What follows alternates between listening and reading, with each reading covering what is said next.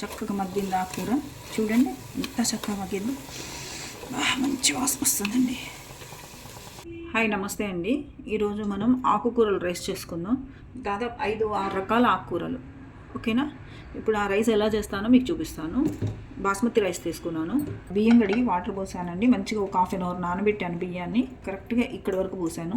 కొంచెం వాటర్ తక్కువ పోసేసుకోండి, కొంచెం మరీ మెత్తగా అవుతే బాగుండదు. ఇది సిమ్ మీద ఉడికించుకుందాం. ఇవ్వండి ఆకుకూరలు, కొత్తిమీర. మనకి ఇంతంత కట్టలు ఉన్నా సరిపోతాయండి. ఇంతంత కట్టలు పుదీనా, ఇది మెంతికూర, ఇది తోటకూర, ఇది పాలకూర. ఇవి ఈ ఆకుకూరలు ఈ కట్ చేసేసుకొని నెక్స్ట్ ప్రాసెస్లోకి వెళ్దాం. ఇది చాలా చాలా బాగుంటుందండి. హెల్దీ కూడా, కాన్స్టిపేషన్ తగ్గుతుంది, చాలా బాగుంటుంది. మనం డైలీ ఆకుకూరలు కొనుక్కుంటుంటాం కదా, వాటిల్లో అన్ని కొంచెం కొంచెం మిగిలినా కూడా టకటకా చేసుకోవచ్చు. దీంట్లో 1-2 స్కిప్ అయినా ఏం కాదు. చాలా చాలా బాగుంటుంది. కొత్తిమీర, మెంతికూర, ఇది పాలకూర, ఇది తోటకూర, ఇది పుదీనా, మిర్చి, పచ్చిమిర్చి. నెయ్యి వేస్తున్నా అండి. 2 స్పూన్లు నెయ్యి వేసుకోండి. కొంచెం రిఫైండ్ ఆయిల్ వేసుకోండి. దీంట్లో బిర్యానీ ఆకేస్తున్నా అండి. ఇప్పుడు మన దినుసులన్నీ వేసుకుందాం. షాజీరా, దాల్చిన చెక్క, జాజికాయ, జాపత్రి, లవంగాలు, ఇలాచి, మిరియాలు వేస్తున్నాను. మిరియాలు వేగనివ్వండి. ఉల్లిపాయలు వేద్దాం. చాలా ఈజీ అండి చేసుకోవటం. ఒక రైస్ ఉడికితే చాలు, ఆకుకూరలు తరుపుకుంటే చాలు. చాలా చాలా ఈజీ. వెల్లుల్లి పేస్ట్ వేసుకుందాం. 1 స్పూన్ వెల్లుల్లి, 1 స్పూన్ అల్లం పేస్ట్ వేసుకుందాం. ఇప్పుడు వీటితో పాటు వీటిని కూడా మంచిగా కలుపుకొని వేయించుకోవాలి. దీంట్లో మిర్చి వేసుకుందాం. కింద అడుగంటకుండా కలుపుకోండి. ఆకుకూరలు వేసుకుందాం. ఫస్ట్ తోటకూర వేస్తున్నాం.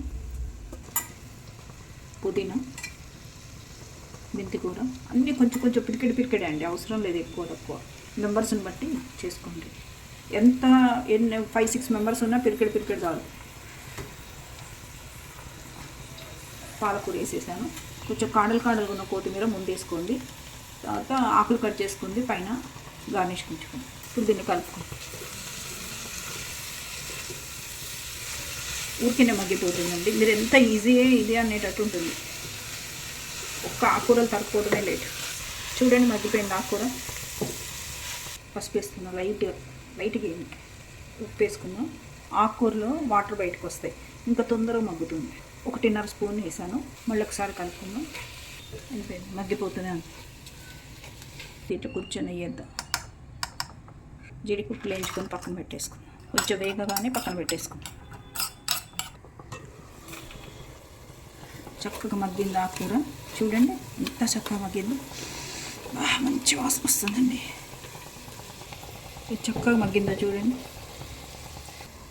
నిమ్మకాయ పిండాలి ఇప్పుడు.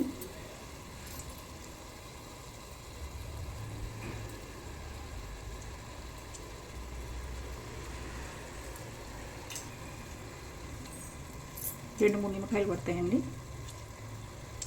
రసాన్ని బట్టి వేసుకోండి, కానీ కాయలు కాదు లెక్క.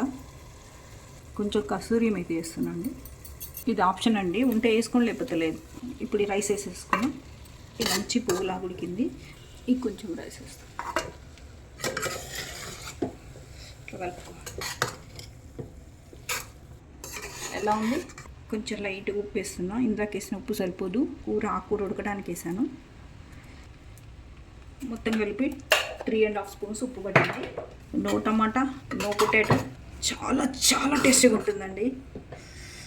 మనం ఇప్పుడు డిష్ అవుట్ చేసేసుకుందాం. 1 నిమిషం ఉంచేసేసి వీక్ మంచి కొత్తిమీర పైన చల్లుకుందాం అండి. 1 నిమిషం మగ్గనియండి. ఆఫ్ చేస్తున్నానండి. 2-3 మినిట్స్ అయింది. మూత తీస్తున్నా. ఒకసారి టేస్ట్ చూద్దాం.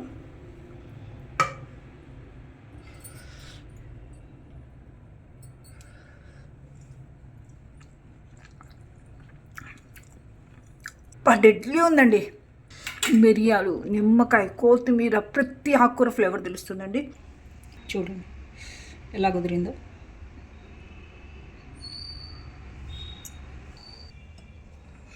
కొంచెం డెకరేషన్ చేసుకుందాం. ఇదండి గ్రీన్ లీఫ్ రైస్. ఎలా ఉంది? చాలా చాలా సింపుల్ అండి. లైక్ చేయండి, షేర్ చేయండి, సబ్స్క్రైబ్ చేయండి. చక్కగా ఇలా చేసుకొని తినండి. ఎలా చూపించానో అలానే చేసుకోండి. చాలా సింపుల్ చేసుకోవటం. Thank you.